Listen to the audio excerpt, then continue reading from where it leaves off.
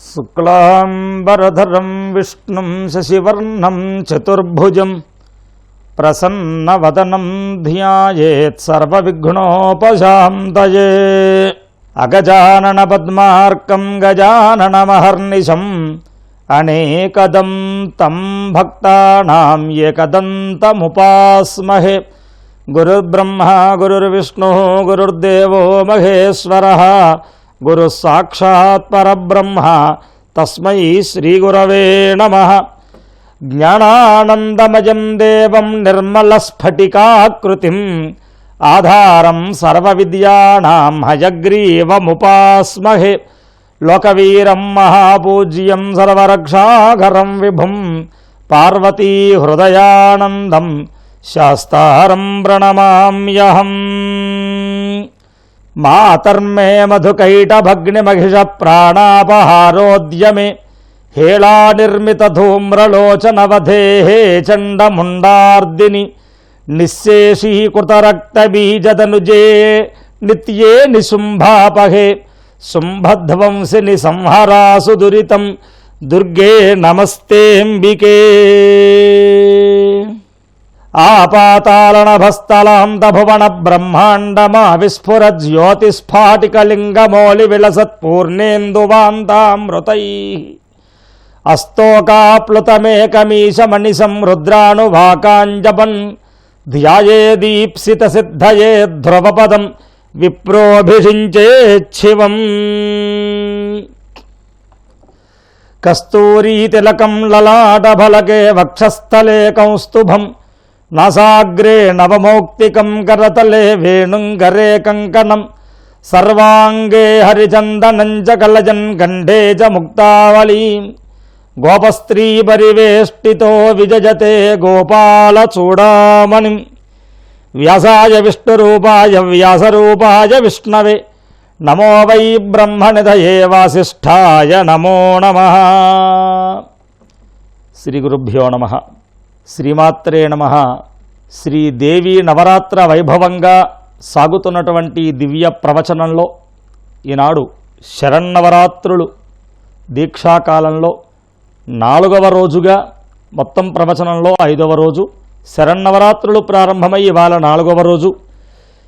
ఈనాడు ఆ అమ్మవారి యొక్క దివ్య విశేష వైభవాలని తెలుసుకోవడానికి ప్రయత్నం చేస్తూ, నిన్నటి రోజున ఆ అమ్మవారి యొక్క వైభవాలు అవతార స్వరూపం గాయత్రీదేవిగా, దుర్గాస్వరూపం చంద్రఘంటాదేవిగా, మాతృకాస్వరూపం ఐంద్రియ మాతృకగా అమ్మవారి వైభవాలన్నీ తెలుసుకున్నాం. ఈనాడు ఈ నవరాత్రులలో 4వ రోజు అమ్మవారి అవతార స్వరూపంగా మనం చేసే అర్చనాదికాలు అందుకునేటువంటి అమ్మ యొక్క అవతారం ఇవాళ శ్రీ లలితాదేవి. అలాగే ఇవాల్టి పూజలు అందుకునేటువంటి నవదుర్గలలో 4వ దుర్గగా ఉన్నటువంటి అమ్మవారి యొక్క నామం కూష్మాండా దుర్గా. అలాగే ఈనాడు మన అర్చనాదికాలు అందుకునేటువంటి మాతృకాస్వరూపిణిగా ఉన్నటువంటి అమ్మవారి యొక్క నామధేయం వారాహి మాతృక. ఈ రకమైనటువంటి అవతార స్వరూపం లలితాదేవి, దుర్గాస్వరూపం కూష్మాండ, మాతృకాస్వరూపం వారాహి అమ్మవార్ల యొక్క దివ్య వైభవాన్ని అమ్మ పలికించినంత వరకు ఇక్కడ పఠనం చేయడానికి ఉద్యుక్తులమవుతూ, ఇవాళ ప్రత్యేకంగా ముందుగా ప్రధానమైనటువంటి ఆ అమ్మవారి అవతారాలలో విశేషమైనటువంటి రూపం లలితా రూపం గురించి ఇవాళ చెప్పుకోబోతూ ఉన్నాం. శ్రీలలితా పరాభట్టారిక అని అమ్మవారికి పేరు. శ్రీలలితా మహాత్రిపుర సుందరి అని కూడా పేరు. అమ్మను మించినటువంటి ముల్లోకాలలోనూ అమ్మను మించిన సౌందర్యవతి, అమ్మను మించినటువంటి ఆ సౌందర్యం, అమ్మను మించినటువంటి ఆ అద్భుతమైనటువంటి రూపం మరెవ్వరికీ లేదు అని అమ్మకి మహాత్రిపుర సుందరి అని పేరు. అలాగే ఈమెకు పైన ఇంకా ఏ దేవత లేదు, ఈవిడే సర్వం సహా సామ్రాజ్ఞి అని చెప్పేట్లుగా ఈ అమ్మకి శ్రీ లలిత పరాభట్టారిక అని కూడా విశేషనామం అమ్మవారికి. అంటే అందరికంటే పైన జగన్మాత, జగదాంబ, ఆదిపరాశక్తి, ఈ లలితా పరాభట్టారిక ఈవిడ మాత్రమే ఈవిడ నుంచి ఉద్భవమైనటువంటి వారే మిగతా దేవతలందరూ, ఈ బ్రహ్మాండాలు, విశ్వం, సృష్టి అంతా కూడా అని అంతటి అంతరార్థాన్ని ఇచ్చే నామం శ్రీ లలితా పరాభట్టారిక అనేటువంటి నామం. కాబట్టి ఇవాళ అమ్మవారి యొక్క వైభవం, అవతార స్వరూపంగా ఆవిడ గురించి తెలుసుకోవడానికి ప్రయత్నం చేస్తూ ముందుగా అమ్మవారిని ధ్యానం చేద్దాం. అరుణాం కరుణాతరంగితాక్షీం ధృత పాశాంకుశ పుష్పబాణచాపాం అనిమాదిభిరావృతాం మయూఖైః అహమిత్యేవ విభావయే భవానీ ధ్యాయేత్ పద్మాసనస్థాం వికసితవదనాం పద్మపత్రాయతాక్షీం హేమాభాం పీతవస్త్రాం కరకలితలసద్ధేమ పద్మాం వరాంగిం సర్వాలంకారయుక్తాం సకలమభజతాం భక్తనమ్రాం భవానీం శ్రీవిద్యాం శాంతమూర్తిం సకలసురనుతాం సర్వసంపత్ప్రదాత్రీం. ఇలా సాగేటువంటి 4 ధ్యాన శ్లోకాలు సకుంకుమ విలేపణమంటూ, అలాగే అమ్మవారి యొక్క సింధూరారుణ విగ్రహం అంటూ ఇలా 4 ధ్యాన శ్లోకాలు లలితా అమ్మవారి గురించి సాగుతూ ఉంటాయి. ఈ ధ్యాన శ్లోకాలు వినడంతో ఈ లలితా అమ్మవారి వైభవం, అమ్మవారి గురించి చెప్పేది ఏమిటో మీకు అర్థమైపోయి ఉంటుంది.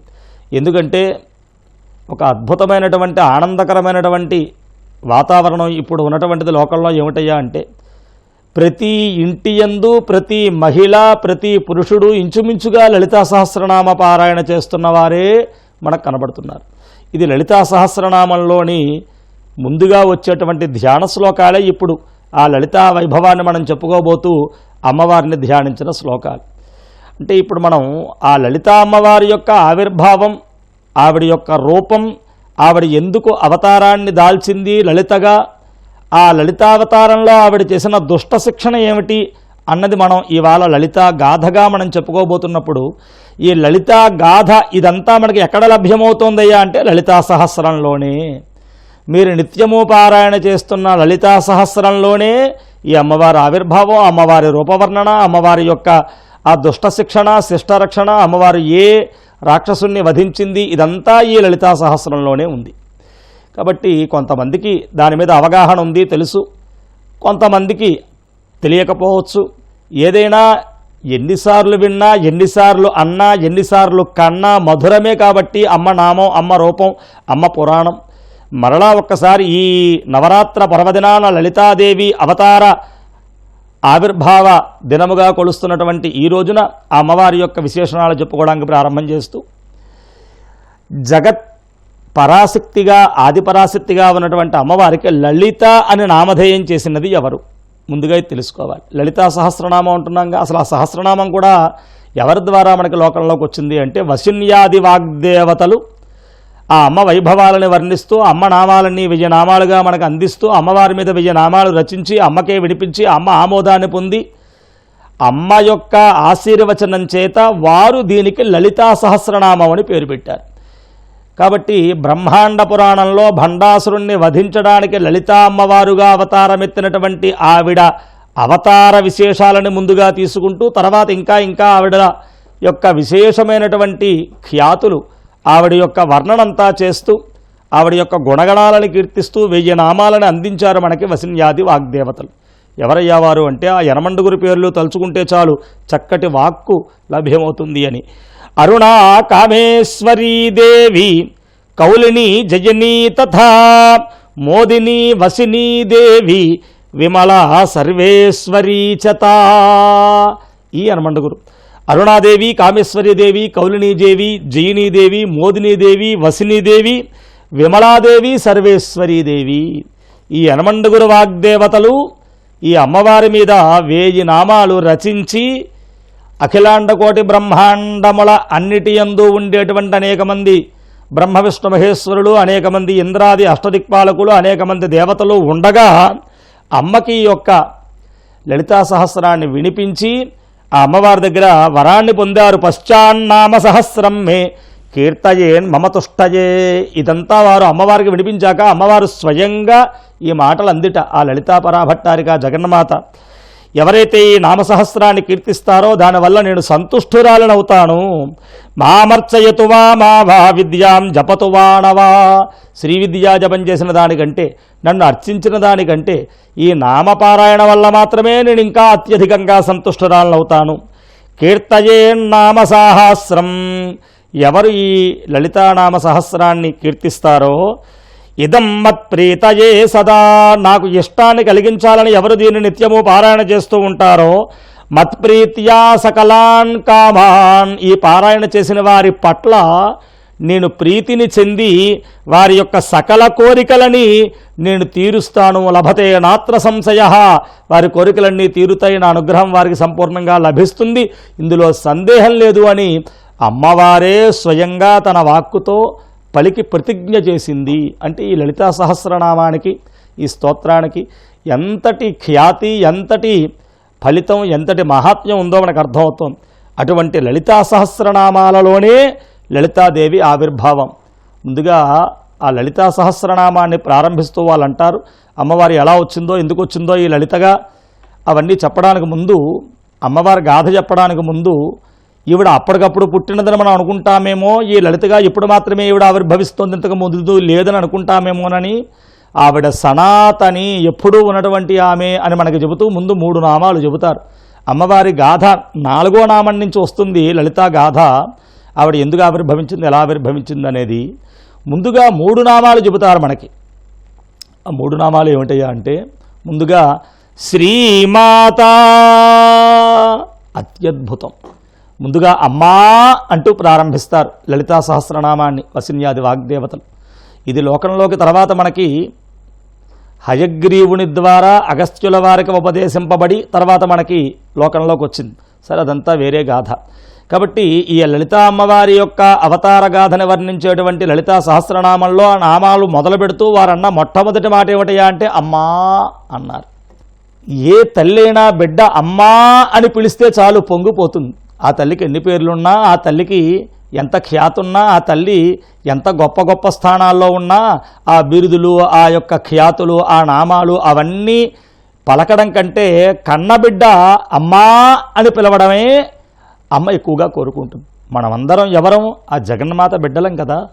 అందుకని ఆవిడ బిడ్డలమైన మనమందరం ఆవిడని ఉపాసించేటప్పుడు ఎదరెదర ఎన్నెన్ని గుణగణ విశేషాలతో ఆవిడ నామాలు చెప్పబోతూ, అనబోతూ, కీర్తింపబోతూ ఉన్నా ముందు నామాన్ని అమ్మా అని ప్రారంభం చేసి, అమ్మలో ఎటువంటి అమ్మ ఆవిడ సామాన్యురాలు కాదు, శ్రీమాత. మాత అంటే అమ్మ. శ్రీమాత విశిష్టమైనటువంటి, అమ్మలి అందరికంటే గొప్పదైనటువంటి అమ్మ అన్నారు. ఏమిటా గొప్పదనం? దాన్నే పోతన గారు చెబుతారు, అమ్మలగన్నయమ్మ ముగురమ్మల ములపుటమ్మ, చాలా పెద్దమ్మ సురారుడమ్మ, కడుపారెడి బుచ్చినయమ్మ, దన్నులో నమ్మిన వేల్పుటమ్మల మనమ్మున ఉండెడియమ్మ, దుర్గమాయమ్మ, కృపాబ్ది ఇచ్చుత మహత్వ కవిత్వ పటుత్వ సంపదల్ అంటారు పోతన గారు. ఎటువంటి అమ్మ? మనందరికీ ఒక అమ్మ ఉంది, మనకి జన్మనిచ్చిన అమ్మ. ఈ అమ్మలందరినీ కన్నది ఎవరయ్యా అంటే ఈ అమ్మే. ఈ అమ్మ ద్వారానే కదా సృష్టి అంతా వచ్చింది. కాబట్టి మా అమ్మనైనా, మీ అమ్మనైనా, వారమ్మనైనా, వీరి అమ్మనైనా అందరి అమ్మలని కన్న అమ్మ అమ్మలగన్నయమ్మ ఈవిడ. అమ్మలగన్నయమ్మ ముగురమ్మల మూలపుటమ్మ. ఏదో మానవాళిలో ఉండేటువంటి ప్రాణుల యొక్క తల్లుల్ని మాత్రమే ఆవిడ పుట్టించడం కాదు, ఈ మానవాళిని, ఈ సకల ప్రాణికోటిని, బ్రహ్మాండాలన్నింటినీ పుట్టించినటువంటి మూల విరాట్ స్వరూపాలైనటువంటి మహాకాళి, మహాలక్ష్మి, మహాసరస్వతులు అని పిలువబడేటువంటి ముగ్గురమ్మలని కూడా పుట్టించిన ముగ్గురమ్మల మూలపుటమ్మ. ఆవిడే పుట్టించింది ఆ ముగ్గురమ్మల్ని. కాబట్టి ఎప్పటిదయ్యా ఈవిడ అంటే ఎవరు చెబుతారు? ఇప్పుడు ఏదో ఈ డేట్ అండి, లేదా ఈ సంవత్సరం అండి, లేదా ఇప్పటి నుంచి ఉందని చెప్పడానికి చాలా పెద్దమ్మ. సృష్టికి మూలం నుంచి ఆవిడ ద్వారానే సృష్టి అంతా వచ్చినప్పుడు సృష్టిలో వెనకొచ్చిన మనమంతా ఆవిడ ఎప్పటిదో మనం ఎక్కడ చెప్పగలం? కాబట్టి చాలా పెద్దమ్మ ఆవిడ. ఎప్పటి నుంచో సనాతనంగా ఉన్న ఆమె సురారులమ్మ. అందరికీ, రాక్షసులకి, దేవతలకి, మానవులకి, పశుపక్ష్యాదులకి, క్రిమికీటకాదులకి, ఆ ఈ అఖిలాండకోటి బ్రహ్మాండంలో ఉన్న సకల ప్రాణికోటికి, స్థావర జంగమాత్మకమైన కదిలేవి కదలనివి అయినటువంటి అన్నిటికీ ఆవిడ అమ్మే, ఈ సృష్టిలో ఉన్న వాటన్నిటికీ. కాబట్టి కడుపారెడి పుచ్చినయమ్మ, నువ్వు తలవాలి తప్ప, నువ్వు కొలవాలి తప్ప, నువ్వు ఆవిడ పాదాలు ఆశ్రయించాలి తప్ప కాపాడడంలో ఆవిడని మించిన వారు లేరు. కడుపులోది తీసి పెట్టగలిగినటువంటి జగన్మాత తల్లి, కన్న తల్లి ఆవిడ. కడుపారెడి పుచ్చినయమ్మ, దన్నులో నమ్మిన వేల్పుటమ్మల మనమ్ముల నుండెడియమ్మ. గొప్ప మాట వాడారు ఇక్కడ పోతన గారు. ఏమిటయ్యా అంటే, మానవాళికి వారి వారి పూర్వజన్మ సుకృతాన్ని బట్టి ఈ జన్మలో ఒక్కొక్క దేవుడి మీద మనసు కలుగుతూ ఉంటుంది. కొందరు రాముడే దేవుడండి, రాముడే ఇష్టమండి, నేను రాముడే కొలుస్తానని ఎవరి మీదకి మనసు వెళ్ళదండి అంటారు కొందరు. కొందరు అబ్బాయి నాకు కృష్ణుడు అంటే చాలా ప్రీతి అండి అంటారు. కొందరు నాకు శివుడు అంటే మహాప్రీతి అండి అంటారు. కొందరు మహావిష్ణువు అంటే ప్రీతి అండి అంటారు. ఇలా వారి వారి పూర్వజన్మ పుణ్యకృతాన్ని బట్టి వారికి ఈ జన్మలో ఒక దైవం మీద నిశ్చల భక్తి ఏర్పడుతూ ఉంటుంది. ఏం తప్పులేదు. ఎవరిని మనం కొలిచినా అందరూ తీసుకెళ్లే దారి ఒకటే, ఆ ముక్తి మార్గానికే మనం వెళ్ళేది. కానీ ఇక్కడ విశేషం ఏమిటంటే, నువ్వు ఎవరిని నమ్మి కొలుస్తున్నావో ఆ దేవతలంతా తమ మనస్సులో ఒక దేవతని పెట్టి కొలుస్తున్నారు. ఆవిడే ఈ జగన్మాత. అంటే మనం కొలిచే దేవతలందరూ మనం దేవతలుగా వాళ్ళని కొలుస్తుంటే, వాళ్ళు వారి దైవంగా ఆ దేవతలే వారి మనస్సులో పెట్టుకుని కొలుస్తున్నారు. దన్నులో నమ్మిన ఈ భూమి యందు మనం నమ్మేటువంటి దేవతలు ఎంతమంది ఉన్నారో ఆ దేవతలందరూ వారి మనస్సులో పెట్టుకుని దేవతల చేతే కొలవబడుతున్న అమ్మ వేల్పుటమ్మల మనమ్ముల నుండి అమ్మ. మనం కొలుస్తున్న వేల్పులు దేవతల యొక్క మనస్సుల్లో ఉండేటువంటి తల్లి. ఈవిన్నే అందరూ కొలుస్తున్నారు శ్రీమాత్రే నమః అంటూ. కాబట్టి అటువంటి అమ్మ, ఆ అమ్మ యొక్క కృపా కరుణ ఉంటే చాలయ్యా, కవిత్వాలు, అలాగే వాక్పటుత్వాలు, అలాగే సంపదలు, అలాగే సంతానాలు, అలాగే మనశ్శాంతులు, ఆరోగ్యాలు అన్నీ వస్తాయని చెబుతారు. కాబట్టి ఈవిడ విశేషమైన తల్లి, సకల భూమండలానికి తల్లి అని చెప్పడానికి శ్రీమాత అని. ఇలా చెప్పుకుంటూ వెళితే అమ్మవారి గాథంతా చెప్పుకోవడానికి బదులు ఒక్క శ్రీమాతకే 10 రోజులు మనం ఉపన్యాసం చెప్పుకోవచ్చు. సరే, ఇంకా విశేషం ఏమిటయ్యా అంటే, శ్రీమాత అన్న పదాన్ని ముందుగా వాడడంలో, తర్వాత 4వ నామం నుంచి అమ్మవారు లలితగా వస్తోంది అని చెప్పడానికి ముందు ఈవిడ లలితగా వస్తున్న సృష్టి స్థితి లయాలు చేస్తున్నది ఈవిడే అని చెప్పడానికి ముందుగా సృష్టికారకత్వమైనటువంటి మాతా శబ్దాన్ని ఇచ్చారు. మాత అంటే సృష్టించున్నది, అంతే కదా. మాత నుంచే కదా మనం అందరం వచ్చేది, మనం సృష్టి పొందినది ఆవిడ నుంచే కదా. కాబట్టి ఇక్కడ బ్రహ్మగారు సృష్టిస్తున్నారని అనుకుంటున్నారేమో, బ్రహ్మగారి చేత సృష్టిని నడిపిస్తున్నది, ఈ సృష్టికారకత్వాన్ని కలిగి ఉన్నది ఈవిడే శ్రీమాత. కాబట్టి ఈ సకల ప్రపంచానికి సృష్టికర్త ఆవిడే. బ్రహ్మగారు కనబడుతున్న ఆయన చేత ఆ పని చేస్తున్నది ఈవిడే. కాబట్టి ముందుగా శ్రీమాత అనే నామాన్ని చెప్పి, రెండవది శ్రీ మహారాజ్ఞి, మహారాణి ఆవిడ. ఏ మహారాణి? మహారాజు యొక్క భార్యేనా మహారాణి అంటారు, కానీ ఆవిడకి పదవులు అధికారాలు ఏమి ఉండవు. ఆ మహారాజు గారే పోషిస్తూ ఉంటాడు. ఈవిడ మహారాణిగా అంతఃపురంలో ఉండి భోగాలు అనుభవిస్తుంది. అటువంటి మహారాణి కాదు ఈవిడ. సర్వం సహా సామ్రాజ్ఞి, ఈవిడే అన్నీ పరిపాలిస్తూ ఉండేటువంటి మహారాజ్ఞి, శ్రీ మహారాజ్ఞి. ఏదో మహారాజు భార్యగా మహారాణన్న పదవిని పొందినది కాదు, ఈవిడికే పరిపాలనాధికారాలు ఉన్నది. కాబట్టి అంతటినీ పరిపాలిస్తున్నది ఈవిడే. ఈ లోకములన్నీ ఈవిడి చేతే పరిపాలింపబడుతున్నాయి. ఛత్రీభూతం జగత్సర్వం అంటారు. శ్రీ మణద్వీప వర్ణనలో అమ్మవారిని చెబుతూ, అమ్మవారి సర్వలోకం అన్ని లోకాలకి పైన ఉంది. ఆ పైన ఉన్న సర్వలోకం ఎలా ఉందయ్యా అంటే, కింద ఉన్న లోకాలన్నిటికీ సర్వలోకంగా ఆ లోకం గొడుగు పట్టి అన్ని లోకాలని కాపాడుతున్నట్టుగా, ఛత్రీభూతం జగత్సర్వం అన్ని లోకాలకి గొడుగు పట్టి కాపాడుతున్నట్టుగా అమ్మవారి లోకం పైన సర్వలోకం ఉంది అని చెబుతారు. కాబట్టి అన్ని లోకాలని పరిపాలన చేస్తున్నది శ్రీ మహారాజ్ఞి ఈవిడే. ఇక్కడ పాలన అంటే పోషణ, అంతే కదా. ప్రజలని కన్నబిడ్డల వలె పరిపాలిస్తున్నాడు మహారాజు లేదా మహారాణి అంటాం. అంటే ఏమిటి? మనందరి పోషణ మహారాజు గారు చూడాలి. ఇప్పుడు ప్రభుత్వాలు వచ్చినా ఏదొచ్చినా ప్రజల యొక్క పోషణాభారాన్ని ప్రభుత్వాలు చూడాలి. ప్రజలు దాన్ని పన్నుల రూపంలో కడుతూ ఉండాలి. ఇది పరంపరగా, ఇది పరస్పర అవగాహనతో కూడినది. మనము ధర్మబద్ధంగా పన్నులు కట్టాలి, దాన్ని మళ్ళీ ప్రజారంజకంగా ప్రజా అనుకూల ఉపయోగాలకు వారు వినియోగిస్తూ ఉండాలి. కాబట్టి ప్రజల యొక్క పోషణ చూడడమే రాజుల యొక్క, రాణుల యొక్క, ప్రభుత్వాల యొక్క బాధ్యత. అందువల్ల ఈవిడ ఇక్కడ అన్ని లోకాలని పోషిస్తున్నది మహారాణిలా. అంటే ఇక్కడ పోషణ భారం ఎవరిది? బ్రహ్మ సృష్టి, విష్ణువు పోషణ అని చెబుతామే, విష్ణువు చేత అది జరిపిస్తున్నది కూడా ఈవిడేనయ్యా. మొత్తానికి సృష్టి స్థితిలయ్యాలు ఈవిడివే అని చెప్పడానికి, ఈవిడ స్థితికర్త పోషణకర్త అని చెప్పడానికి రెండో నామం శ్రీ మహారాజ్ఞి అని చెబుతున్నారు. ఇక మూడవది శ్రీమత్ సింహాసనేశ్వరి. సింహ ఆసనేశ్వరి, గొప్పదైనటువంటి సింహాసనం మీద అమ్మవారు కూర్చుని ఉంది అని. సరే, ఈ గొప్పదైనటువంటి ఆసనం మీద అమ్మవారు కూర్చుని ఉంది అంటే అమ్మవారు ఇక్కడ రెండు అనేకములైనటువంటి ఆసనములు చెప్పారు అమ్మవారికి. చిత్కలాసనం, బ్రహ్మాండాసనం, పంచభూతాసనం, పంచముఖాసనం, ఛాయాసనం, వేదాసనం, ముక్తియాసనం అని ఇలా అనేక గొప్పవైనటువంటి ఆసనముల మీద అమ్మవారు కూర్చుని ఉంది అని ఒకటి. రెండవది సింహ అంటే హింస ఇతి సింహ, పీడించునది, బాధించున్నది అని. అందరికీ బాధాకరమైనది ఏమిటి? లయం. మరణం అంటేనే కదా అందరూ బాధగా అంటారు. మహాయోగులు తప్ప మరణాన్ని కూడా ఒక ప్రయాణంలా భావించి ఆనందపడేవారు యోగులు. కానీ సామాన్య మానవులకి మరణం వస్తుందంటే బాబోయ్ చనిపోతామా అని భయపడతాం. కాబట్టి ఒక హింసలా భావిస్తూ ఉంటాం. కాబట్టి సింహాసనేశ్వరి, మంచి సింహాసనం మీద కూర్చునేది, సింహం మీద కూర్చునేది అని కూడా అర్థం. సింహం మీద కూర్చోవడం ఏమిటి అంటే లయకారకత్వానికి సూచన. లయకారకత్వం శివుడు కాదయ్యా, అది కూడా నేనే జరుపుతున్నాను. ఈ సృష్టి యొక్క సమయం పూర్తయిన పిమ్మట లయము చేత దానిని తిరోగమనం చేసి నాలో కలుపుకునేది కూడా నేనేం చెప్పడానికి అమ్మవారు శ్రీమత్ సింహాసనేశ్వరి. ఇలా ఆవిడ సృష్టి స్థితిలయాలు చేసేటువంటి పరాభట్టారిక అని చెప్పి ఎక్కడి నుంచి అమ్మవారు లలితగా ఎలా ఆవిర్భవించింది అనేది మనకు చెబుతున్నారు. ఎలా వచ్చింది ఆవిడ? భండాసురుడు అనేటువంటి ఒక రాక్షసుడు వరాలు పొంది దేవతలందరినీ ఓడించి దేవతల సామ్రాజ్యాలన్నీ లాక్కొని వారిని పదవీచ్యుతులని చేసి పారద్రోలితే వారందరూ కలిసి అమ్మవారి వల్లే వాడు వధింపబడాలి అని తెలుసుకొని అమ్మవారిని ఆవిర్భవింపచేయడానికి ఒక గొప్ప మహాయజ్ఞాన్ని చేశారట. పెద్ద గుండం కట్టి యజ్ఞం చేయడం మొదలుపెట్టారు.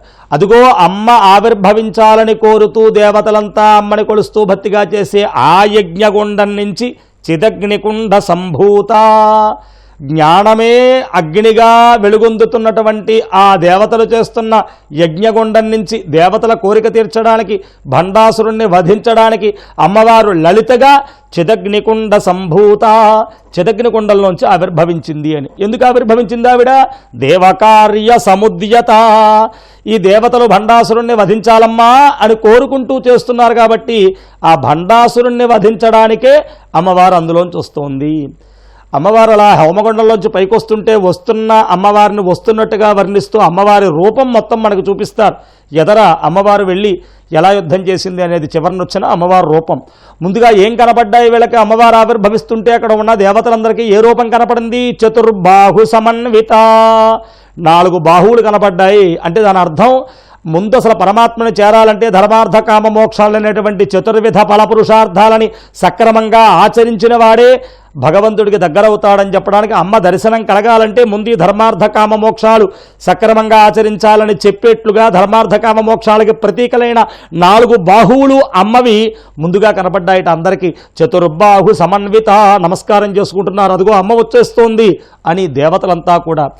అలా 4 బాహువులు కనపడ్డాక బాహువుల్లో ఉన్న ఆయుధాలు కనపడుతున్నాయి. మొట్టమొదటిగా చతుర్బాహు సమన్విత రాగస్వరూప పాషాఢ్య, అమ్మవారి యొక్క పైన ఉండే 2 చేతులు, కింద ఉండే 2 చేతులు, 4 చేతులు. పైన ఉండే చేతిలో పాశం కనపడింది. ఏమిటది? అనురాగం అనే పాశం. తల్లి బిడ్డని ముందు ప్రేమగా పిలుస్తుంది. నాన్న రామ్మ, దగ్గర రామ్మ, అలా వెలకమ్మ, పడిపోతావమ్మా, రామ్మ, ఇది వద్దామ్మా, నా ఒళ్ళో కూర్చోమ్మా అని అనురాగంగా కాకేస్తుంది. ఆ బిడ్డ వెళ్ళి ఆవిడ ఒళ్ళో కూర్చున్నాడా రక్షణ పొందుతాడు, క్షేమంగా ఉంటాడు. కాదని ఇంకా వాడు ప్రమాదం వైపు పరిగెట్టుకు వెళ్ళిపోతుంటే తర్వాత విషయం తర్వాత ప్రయోగించాల్సింది ప్రయోగిస్తుంది. కాబట్టి ముందు బిడ్డల్ని తన దగ్గరికి అనురాగం అనే దానితో దగ్గర చేసుకోవాలని రాగస్వరూప పాషాఢ్య, అనురాగం అనే పాశాన్ని ఒక చేత ధరించింది.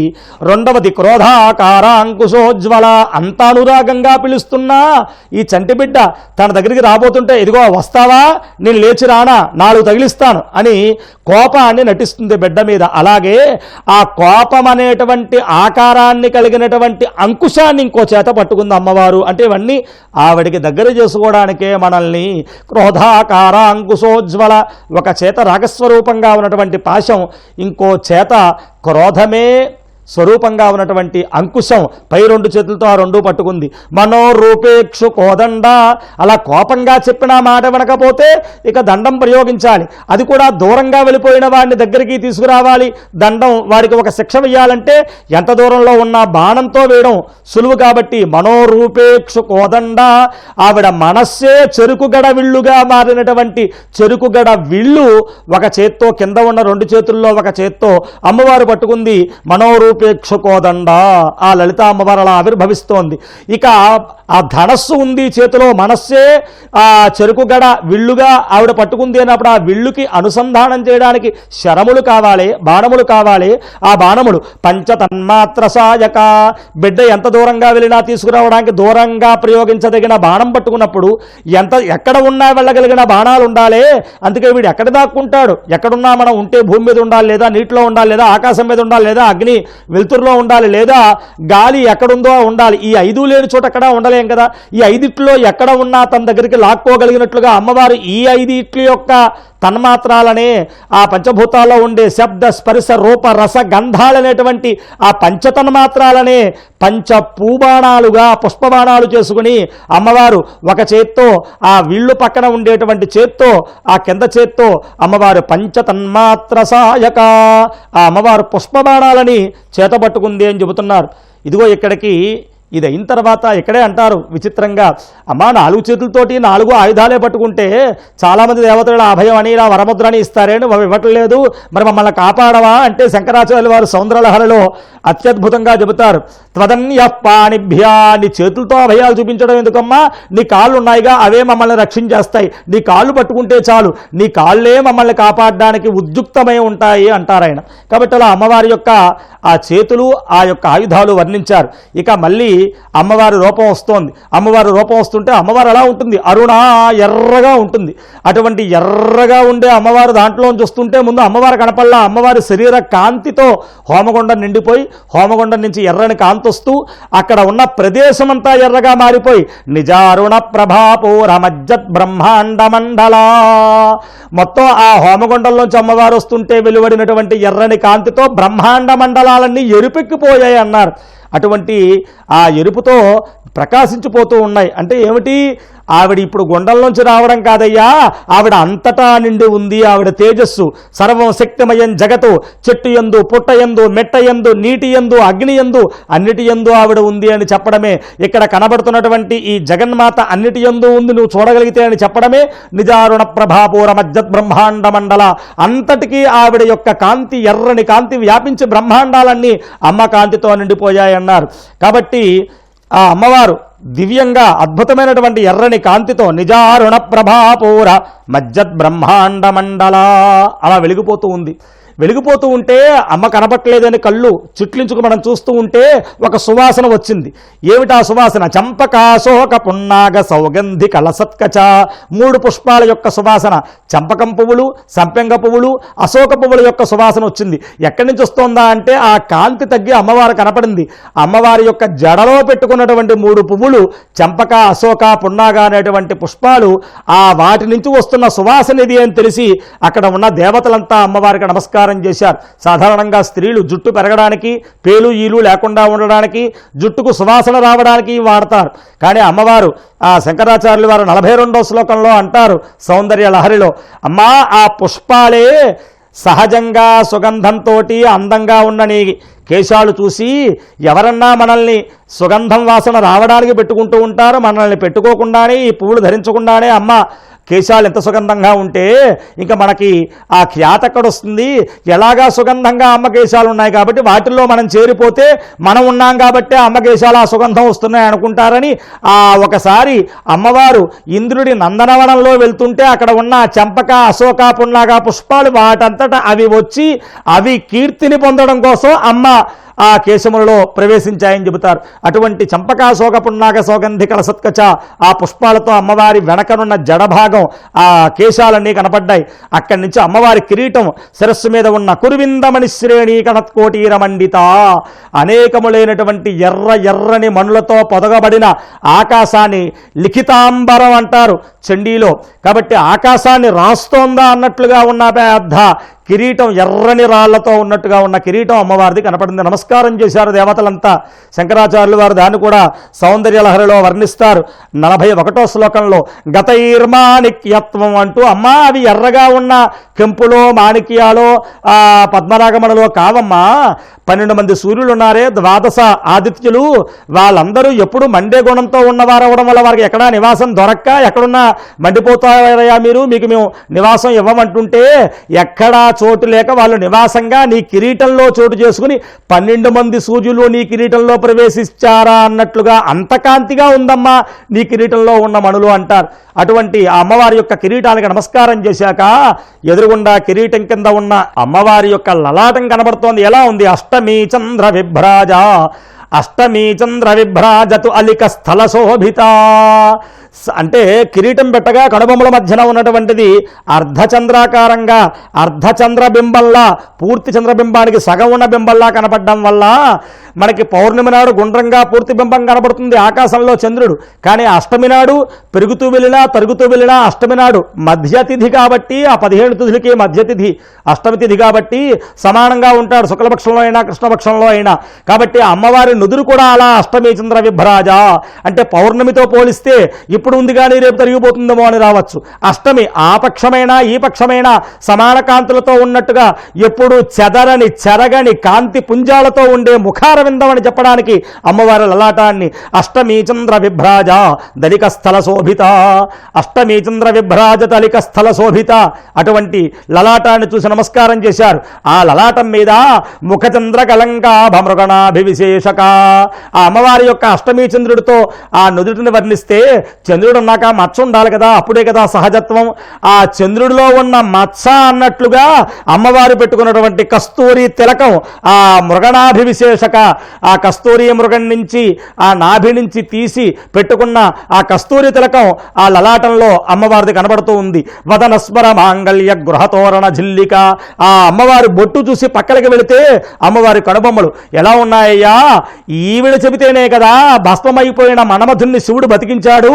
అందుకని ఆ మన్మధుడి భార్య అయిన రతీదేవి అమ్మా నువ్వు చెప్పడం వల్ల నా భర్తను నేను మళ్ళీ పొందానమ్మా, నువ్వే నన్ను నీ భర్త చేత నాకు ప్రతిభిక్ష పెట్టించావమ్మా నాకు అని ఈవిడ కనుబొమ్మలే తన ఇంటి మంగళతోరణాలు మావిడాకుళ్ళ నువ్వు నా భర్తను బతికించకపోతే నా ఇంటికి మంగళతోరణాలు ఎక్కడున్నాయి, నా ఇంటి శుభాలు ఎక్కడున్నాయి, నా ఇంటి ఆనందం ఎక్కడుంది, కాబట్టి నీ కనుబొమ్మలే నా ఇంటి మంగళతోరణాలు అని ఆ మన్మధుడి ఇంటి మంగళతోరణాల అన్నట్లుగా ఉన్న అమ్మవారి కనుబొమ్మలు కనబడుతున్నాయి. వదనస్మర మాంగళ్య గృహతోరణ జిల్లిక అలా అమ్మవారి కనుబొమ్మలు దర్శించిన పిమ్మట వక్త్రలక్ష్మీ పరివాహ చలనమీనాభలోచన కళ్ళేమిటి, ముక్కేమిటి, నోరేమిటి, చెవులేమిటి, బొగ్గలేమిటి, పెదాలేమిటి, దవడలేమిటి మొత్తం సౌందర్యమే.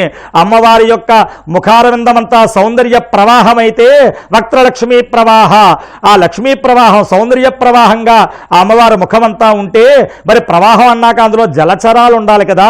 ఆ ప్రవాహంలో ఈదులాడుతున్న 2 చేపల అన్నట్లుగా ఆ కనుబొమ్మల కింద ఉండేటువంటి ఆ 2 కన్నులు సకల లోకాలని కాపాడడం కోసం ఇటు అటు అటు ఇటు ఇలా తిరుగుతూ ఉంటే కదిలిపోతున్న ఆ వక్త్రలక్ష్మీ పరివాహ చలన్మీనాభలోచన కదులుతున్న చేపల్లా నీ కళ్ళు కనబడుతున్నాయమ్మా అని చెప్పంటారు. అందుకే మీనాక్షి అని పేరు. మీనము అంటే చేప, అక్షి అంటే కళ్ళు, చేపల వంటి కళ్ళు కలిగినది కాబట్టి మీనాక్షి అని. అంతేకాదు ఇక్కడ దీనితో వర్ణించడానికి కారణం చేప తన దృష్టి చేతే తన గుడ్లని పొదుగుతుంది అని. గుడ్లు ఎక్కడో పెట్టి చేప నీటిలో ఉండి ఆ కళ్ళతో చూడడం వల్ల బిడ్డలు ఎదుగుతాయి అని. అలాగే అమ్మవారు కూడా తన చల్లని చూపుల చేతే మనందరినీ కూడా పెంచి పోషిస్తోంది అనడానికి తార్కాణంగా అమ్మవారిని ఆ మీనముల వంటి కళ్ళు కలిగిన మీనాక్షిగా వర్ణిస్తూ వక్త్రలక్ష్మీ పరివాహ చలన్మీనాభలోచన అని అమ్మవారి నేత్రాలు వర్ణించి తర్వాత నవచంపక పుష్పాభనాసాదండ విరాజిత అమ్మవారి ముక్కు ఎలా ఉందయ్యా అంటే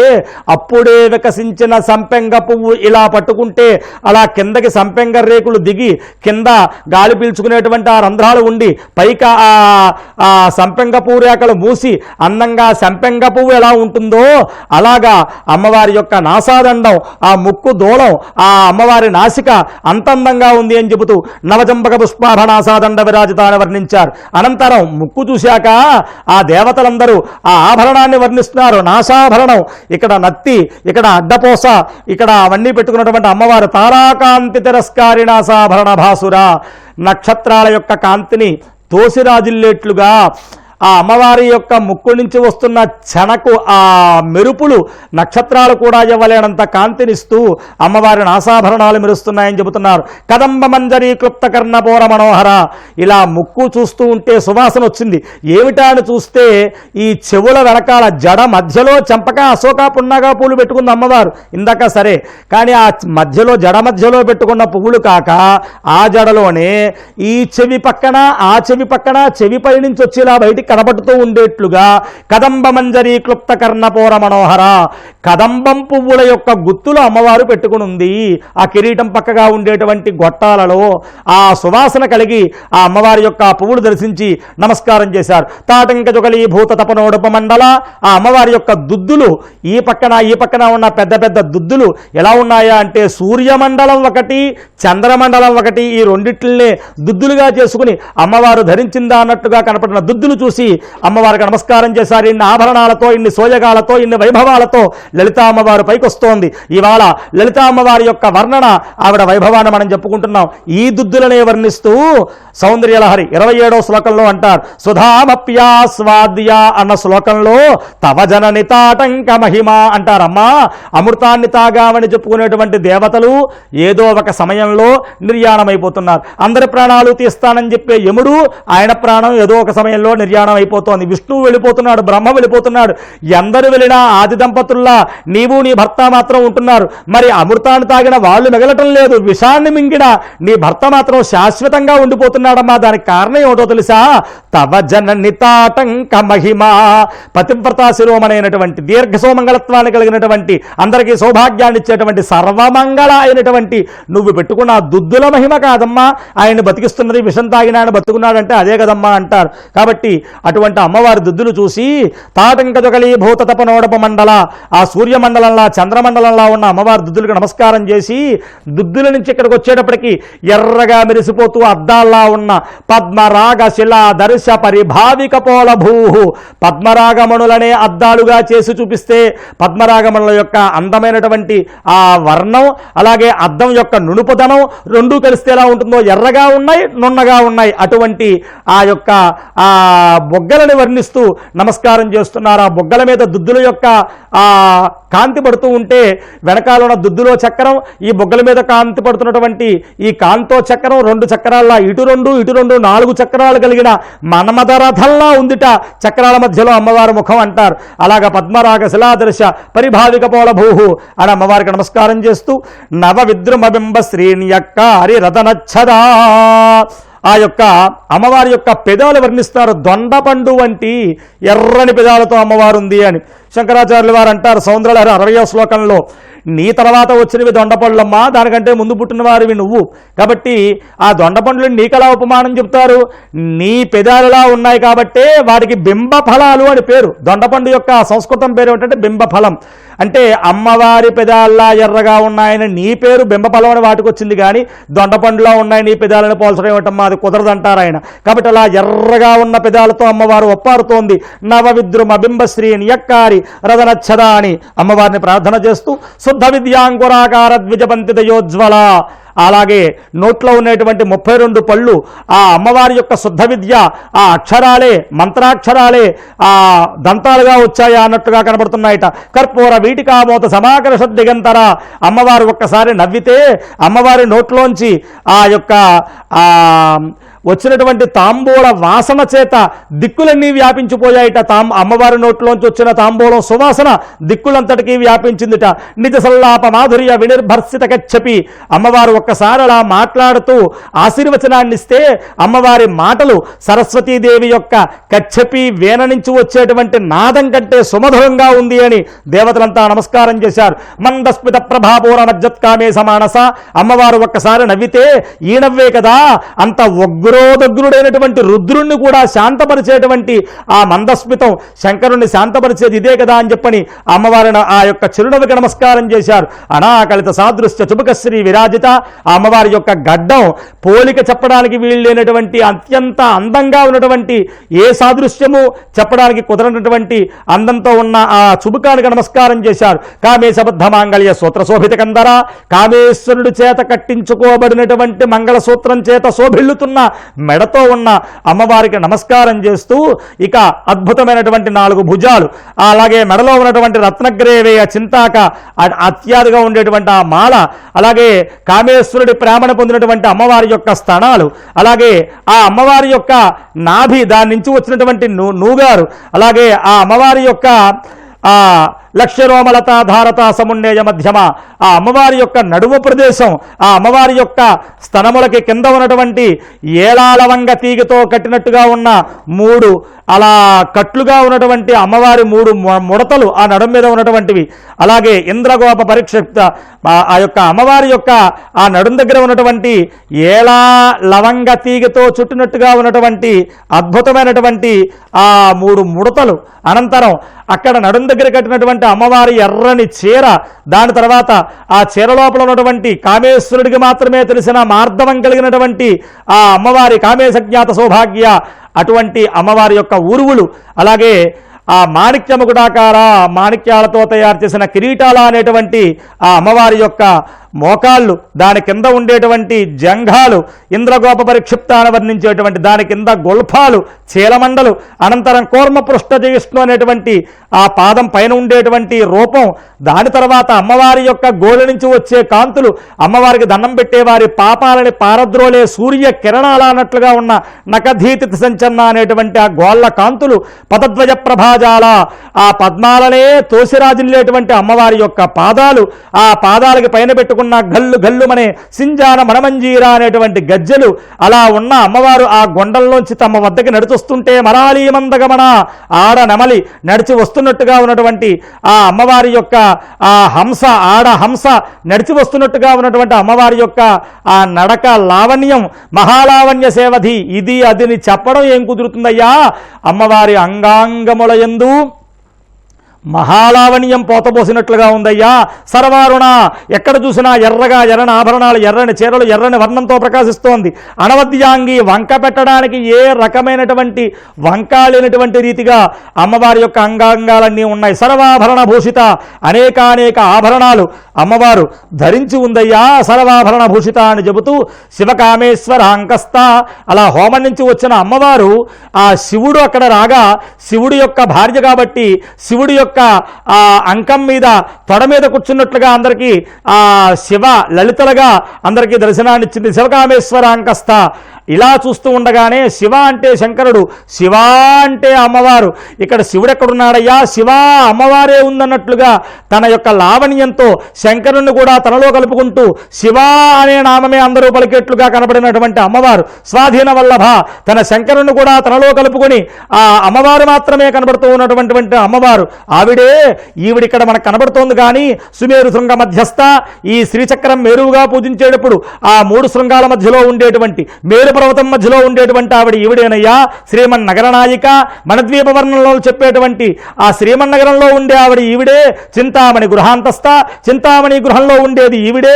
పంచబ్రహ్మాసన స్థిత, పంచబ్రహ్మలని ఆ కోళ్లుగా ఆ ఆసనంగా చేసుకుని కూర్చునేటువంటి మహాతల్లి ఈవిడే.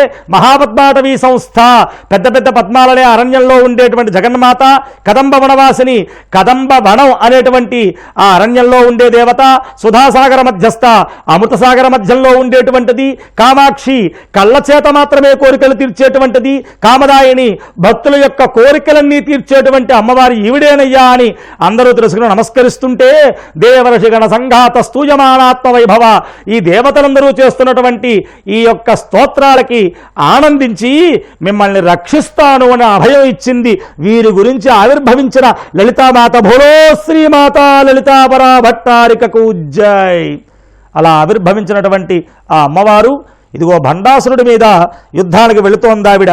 ఎవరి భండాసురుడు అంటే మన్మధుణ్ణి శివుడు భస్మం చేసినప్పుడు మరలా అమ్మవారు ఆ రతీదేవి అమ్మవారిని ప్రార్థించి బతికించమంటే శివుడు మళ్ళీ అమ్మవారిని ఆ శివుడు అమ్మవారి ప్రార్థన ఆలకించి మన్మధుడిని బతికిస్తే ఆ మన్మధుడు శివుడి యజ్ఞం శివుడి యొక్క తపస్సు భంగం చేయడం అనేటువంటి పాపం అక్కడ మిగిలిపోయి ఆ మన్మధుడు మాత్రం ఆ భస్మంలోంచి బయటకు వచ్చాట. ఆ మన్మధుడి యొక్క భస్మంలోంచి మన్మధుడు చేసినటువంటి ఆ తప విఘ్నం అనేటువంటి ఆ పాపం ఏదైతే ఉందో ఆ పాపం నుంచి మన్మధుడి భస్మంలోంచి ఒక భాగంలోంచి పుట్టినవాడే భండాసురుడు అని మనకి బ్రహ్మాండ పురాణం చెబుతోంది. ఈ భండాసురుడు అంటే బద్ధకం, అలాగే అహంకారం, సోమర్తనం వాళ్ళ లక్షణాలు మనలో కూడా ఉన్నాడు ఈ భండాసురుడు. కాబట్టి అటువంటి భండాసురుడు శూన్యక అనే దేశాన్ని పరిపాలిస్తున్నాడు. వాడి మంత్రి పేరు విషంగుడు, వాడి సేనాధిపతి పేరు విశుక్రుడు. అలాగే వీడికి 32 మంది పిల్లలు ఉన్నారు. సరే, వీడు అందరూ కూడా ఈ దేవతలందరినీ బాధ పెట్టడం వల్ల, దేవతలు కోరుకోవడం వల్ల వాణ్ణి నాశనం చేయడానికి అమ్మవారు పుట్టింది. అలా పుట్టి అమ్మవారు వాడి మీద యుద్ధానికి వెళ్తుంటే అమ్మవారి దగ్గర శ్రీచక్రంలో ఉండేటువంటి శక్తులన్నీ అమ్మవారికి శోభగా ఉండడానికి అమ్మవారి రక్షణగా బయలుదేరారు. సంపత్కరి సమారూఢ సింధుర వ్రజసేవిత. సంపత్కరి అనే అమ్మవారు గజబలం, రథబలం, అశ్వబలం, పదాతి బలం 4 చతురంగ బలాలతో అమ్మవారు వెళ్తుంటే గజబలానికి అధిపతిగా సంపత్కరి అనేటువంటి అమ్మవారు ఒక పెద్ద ఏనుగునెక్కి గజబలాన్ని నడిపిస్తూ అమ్మవారి ముందు వెళుతోంది. అశ్వారూఢ దిష్టిత స్వకోటి కోటి భిరావృత.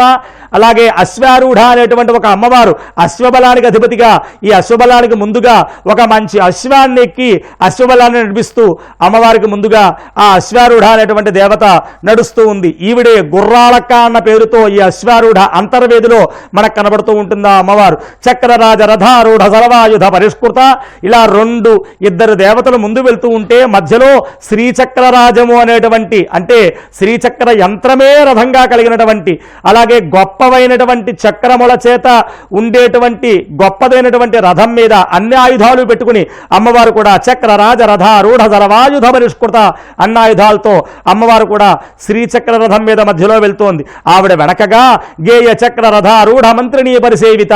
మంత్రిని అంబ అని పిలవబడే అమ్మవారికి మంత్రినిగా ఉండే రాజశ్యామలాదేవి అని పిలవబడేటువంటి ఆ అమ్మవారు ఆ రథం వెళుతుంటే గీతాలు వచ్చేటువంటి, లేదా ఎప్పుడూ గీతాలతో అమ్మని సేవిస్తూ ఉండేటువంటి ఆ దేవత ఆ అమ్మవారిని అనుసరిస్తూ గేయ చక్ర ఆ రథం మీద అమ్మవారి వెనకాల వెళుతూ ఉంటే కిరిచక్ర రథారూఢ అమ్మవారి యొక్క సేనాధిపతి, దండనాయకి అంటారు వారాహి అమ్మవారు, వరాహములు పోంచబడిన రథం మీద అమ్మవారి వెనకగా ఆ వారాహి అమ్మవారు కూడా వెళ్తోంది.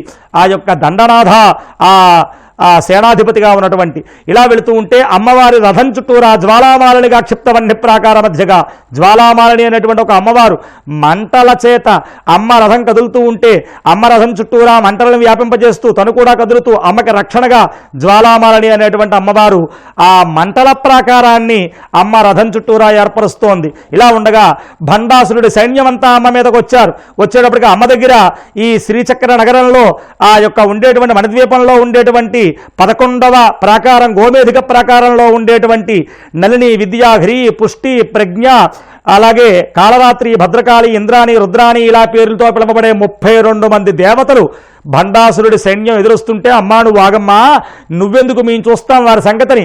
వీరు వెళ్ళి ఆ సైన్యాన్ని మట్టు పెట్టడం మొదలుపెట్టారు. 32 శక్తులు మహోగ్రంగా ఉంటారు. యుద్ధం అంటే చాలా ప్రీతి వాళ్ళకి. వాళ్ళు వెళ్ళి భండాసురుడి సైన్యాన్ని నాశనం చేస్తున్నారు. ఇలా ఉండగా నిత్యాపరాక్రమాటోపనిరీక్షణ సముత్సుక ఆ యొక్క భండాసురుడి యొక్క సైన్యం ఇంకా వస్తుంటే అమ్మవారి యొక్క ఆ ప్రాకారంలో 15 నామాలతో ఉండేటువంటి ఆ అమ్మవారి యొక్క నిత్యాతిథి దేవతలు అని చెప్పేటువంటి నిత్య నీలపతాక విజయ సర్వమంగళాన్ని ఖడ్గమాలలో వచ్చేటువంటి, అలాగే కరాళి, వికరాళి, ఉమా, సరస్వతి, దుర్గా, ఉషా, లక్ష్మి, శృతి, స్మృతి, ధృతి, శ్రద్ధ అని పిలువబడేటువంటి 16 మంది దేవతలు కూడా ఈ 32 మంది దేవతలతోటి వారు కదిలి భండాసురుడి యొక్క సైన్యాన్ని అలా వధిస్తూ ఉంటే నిరీక్షణ సముత్సుక ఈ యొక్క శక్తులు, ఈ 32 శక్తులు, ఈ 16 నిత్యాదేవతలు వారి యొక్క పరాక్రమాన్ని చూచి అమ్మవారు ఆనందిస్తోంది. ఇలా ఉండగా భండపుత్ర వధోద్యుక్త బాలావిక్రమనందిత ఈ భండాసురుడి పిల్లలు 32 మంది వాళ్ళు బయలుదేరి వచ్చారు అమ్మవారి మీద యుద్ధానికి. అమ్మవారిలోంచి అప్పుడే మొన్న మనం చెప్పుకున్నట్లుగా బాలాత్రిపుర సుందరి ఉద్భవించింది. పిల్లలు వస్తే నువ్వెందుకమ్మా, నేను వెళ్తాను, పిల్లలు ఉన్నానుగా అని ఆ బాలాత్రిపుర సుందరి వెళ్ళి ఆ 32 మందిని క్షణకాలంలో నాశనం చేస్తుంటే వధిస్తుంటే ఆ బాలాత్రిపుర సుందరి పరాక్రమానికి అమ్మవారు ఆనందించింది. మంత్రిని యంబా విరచిత విషంగవధదోషిత. ఇలా ఈ పుత్రులంతా నాశనం అయిపోయేటప్పటికీ ఆ భండాసురుడి మంత్రి విషంగుడు అనేవాడు వచ్చాడు. అమ్మా మంత్రి వస్తే మంత్రే వెళ్ళాలి, నేను వెళ్తానంటూ రాజశ్యామలాదేవి మంత్రిని వెళ్ళి వాడిని వధిస్తుంటే అమ్మవారు ఆనందించింది. ఆ మంత్రిని రాజశ్యామలాదేవి చేతిలో విషంగుడు నిహతుడైపోయాడు. విశుక్ర ప్రాణహరణ వారాహి వీర్యనందిత. వాడి సేనాధిపతి విశుక్రుడు అనేవాడు వస్తే సేనాధిపతికి సేనాధిపతే వెళ్ళాలమ్మా, దండనాయకుని నేను ఉన్నానుగా అని వారాహి అమ్మవారు వెళ్ళి ఒక్క వేటుకు వాడిని ఖండిస్తే ఆవిడ యొక్క పరాక్రమం చూచి అమ్మవారు ఆనందించింది. కామేశ్వర ముఖాలోక కల్పిత శ్రీ గణేశ్వర. ఇలా పుత్రులు, మంత్రి, సేనాధిపతి అందరూ చనిపోతుంటే వీళ్ళ పరాక్రమాన్ని ఆపడానికి మాయోపాయాలు వాడు ప్రయోగిస్తూ విఘ్నయంత్రాలు ఆ భండాసురుడు అమ్మవారి మీదకి ప్రయోగిస్తే అమ్మవారు ఒక్కసారి శంకరుడు తలుచుకుంది. శంకరుడు ఇచ్చాడు. ఇద్దరు ఒకరికొకరు చూసుకున్నారు. కామేశ్వర ముఖాలోక కల్పిత శ్రీ గణేశ్వర. వీరిద్దరి చూపుల్లోంచి గణేశ్వరుడు ఉద్భవించాడు. ఆ గణేశ్వరుడు వెళ్ళి మహాగణేశ నిర్భిన్న విఘ్నయంత్ర ప్రహర్షిత. ఒక్కసారి వారు ప్రయోగించిన విఘ్నయంత్రాలని తొండంతో కొడితే అవన్నీ కూడా పటాపటులైపోయి వీరి యొక్క విఘ్నాలన్నీ కూడా నిర్వీర్యమైపోయాయి. అలా విఘ్నాలన్నీ తొలగిపోయాయి. భండాసురేంద్ర నిర్ముక్త శస్త్ర ప్రత్యస్త్ర వర్షిణి. ఇక వాడు అస్త్రశస్త్రాలతో అమ్మవారి మీద యుద్ధం చేస్తుంటే అమ్మవారి ప్రతిగా వాడికి ధీటుగా సమాధానం ఇస్తూ వేరే అస్త్రాలు ప్రయోగిస్తూ ఉంటే వాడు అసుర శక్తులు 10 మంది అసుర శక్తులను అమ్మవారి మీదకి పంపించాట. అమ్మవారు తన చేతి గోళ్లతోటి కరాంగులి లఖోత్పన్న నారాయణ దశాకృతి. తన 10 చేతి వేళ్ల గోళ్లలోంచి నారాయణ శక్తులు 10 మందిని పుట్టించి ఆ 10 మంది అసురుల్ని చంపమని నారాయణ శక్తుల్ని పంపిస్తే నారాయణ శక్తుల చేతిలో ఆ 10 మంది నిహతులైపోయారు. ఇక వాడింక చేసేదేం లేక అలా యుద్ధం చేస్తూ ఉంటే ఇంకా వీడితో యుద్ధం ఇంకా సాగించకూడదని మహాపాశుపతాస్త్రాగ్ని నిర్దగ్ధాసుర సైనిక మహాపాశుపతాస్త్రాన్ని వేసి వాడి సైన్యమంతా ఒక్కసారి బూడిదైపోయేట్లుగా చేసింది అమ్మవారు. తర్వాత కామేశ్వరాస్త్ర నిర్దగ్ధ సభండాసుర శూన్యక. కామేశ్వరాస్త్రం అనే దాన్ని ప్రయోగించి వారి నగరమైన శూన్యక నగరంతో పాటు ఆ భండాసురుణ్ణి కూడా బూడిద చేసేసింది అమ్మవారు. ఏదైతే కోరి ఆ దేవతలు అమ్మవారిని లలితగా ఆవిర్భావం చెందమని వేడుకున్నారో, లలితగా ఈవిడ ఎవరి కోసం వచ్చిందో, ఏ దుష్ట శిక్షణ చెయ్యాలో ఆ దుష్ట శిక్షణ భండాసుర వధ పూర్తయింది. బూడిదైపోయాడు అమ్మవారి యొక్క కామేశ్వరాస్త్రం తగిలి. అంతే వెంటనే దేవతలంతా బ్రహ్మోపేంద్ర మహేంద్రాది దేవ సంస్థుత వైభవ. బ్రహ్మ, మహేంద్రుడు, ఇంద్రుడు, ఉపేంద్రుడు వీళ్ళందరూ కూడా అనేక స్తోత్రాలు చేస్తూ పుష్పపుష్టి కురిపించారు. అమ్మవారు ఆనందంగా చూసింది, అందరినీ కూడా కాపాడింది. ఇదిగో ఇది లలితా ఉపాఖ్యానం. 1వ నామం నుంచి 84 నామాల వరకు ఇది లలితా అమ్మవారు ఉపాఖ్యానంగా లలితా సహస్రంలో మనం చెప్పుకున్నాం. అటువంటి లలితా పరాభట్టారిక భండాసుర వధోద్యుక్త శక్తిసేన సమన్విత మాతృమూర్తి లలితాదేవికి జయహో జయము జయమని ప్రార్థన చేస్తూ ఈనాటి ఈ లలితా అమ్మవారి యొక్క విశేషాన్ని పూర్తి చేసుకుని మరి ఉన్న సమయం అంతా లలితా అమ్మవారు తీసుకుంది ఇవాళ. ఎందుకంటే ఆవిడ వైభవాలు అటువంటివి. సరే, ఇవాళ రోజున దుర్గ ఎవరయ్యా అంటే కూష్మాండా దుర్గ. ఎవరి కూష్మాండా అంటే మహాకాళి, మహాలక్ష్మి, మహాసరస్వతులు ఆవిడ నుంచే ఉద్భవించారు అని. ఈ మహాకాళి, మహాలక్ష్మి, మహాసరస్వతుల్ని ఆవిడ పుట్టించి మరలా వారి నుంచి మరలా ఈ బ్రహ్మ విష్ణు మహేశ్వరుల్ని పుట్టించి ఇలా బ్రహ్మ, సరస్వతి, విష్ణు, లక్ష్మి, రుద్ర, గౌరీ జంటలు కట్టించి వారి చేత సృష్టి స్థితిలయాలు చేయించినది కూష్మాండా దుర్గ రూపంలో అమ్మవారు అని చెబుతారు. కాబట్టి విశ్వములన్నిటికీ ఆధారభూతమైన శక్తి కూష్మాండా దుర్గ అని చెబుతారు. అటువంటి కూష్మాండా దుర్గ మహాకాళి ఆవిర్భావం ఆవిడ నుంచే, అలాగే మహాలక్ష్మి ఆవిర్భావం ఆవిడ నుంచే.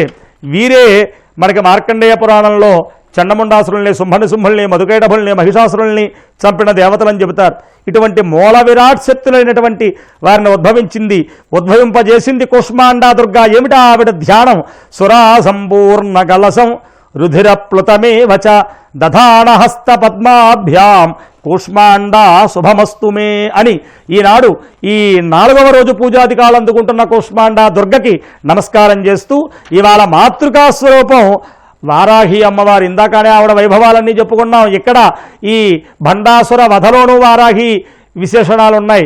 అలాగే అక్కడ మార్కండేయ పురాణంలో ఆ శుంభుల్ని వధించేటప్పుడు కూడా రక్తబీజుడు వస్తే రక్తబీజుడి మీదకి అష్టమాత్రికుడు వెళితే అక్కడ కూడా వారాహి అమ్మవారిగా పుట్టిన ఆవిడ యొక్క విశేషణాలు మనకు కనబడతాయి. ఎలా వచ్చింది ఆవిడ? యజ్ఞవారాహ మతులం, యజ్ఞవరాహమూర్తి అయినటువంటి విష్ణు అవతారమూర్తి అయినటువంటి ఆ యజ్ఞవరాహం నుంచి ఉద్భవించి రూపంయా బిభ్రతో హరే, విష్ణుమూర్తి అవతారమైనటువంటి వరాహరూపం ఎలా ఉంటుందో అలాగే ఉంటూ శక్తి సాప్యాయ యోతత్ర, ఆ వరాహానికి ఎంత శక్తి ఉందో భూమినే ఉద్ధరించిన శక్తే వరాహానిది, అంత శక్తి ఈ వారాహికి కూడా ఉంది అని చెబుతూ వారాహి బిభ్రతీతనం, అటువంటి వారాహి అలా ఉద్భవించింది అని మనకి మార్కండేయ పురాణం చెబుతూ ఆవిడ యుద్ధం ఎలా ఉంటుందయ్యా, తుండ ప్రహార విధ్వస్త, ఆవిడే ఆయుధాలు వాడుదుట, ఆవిడ నాగలి అనే ఆయుధాన్ని పట్టుకుంటుంది, ఆవిడ ఆయుధం నాగలి వారాహికి.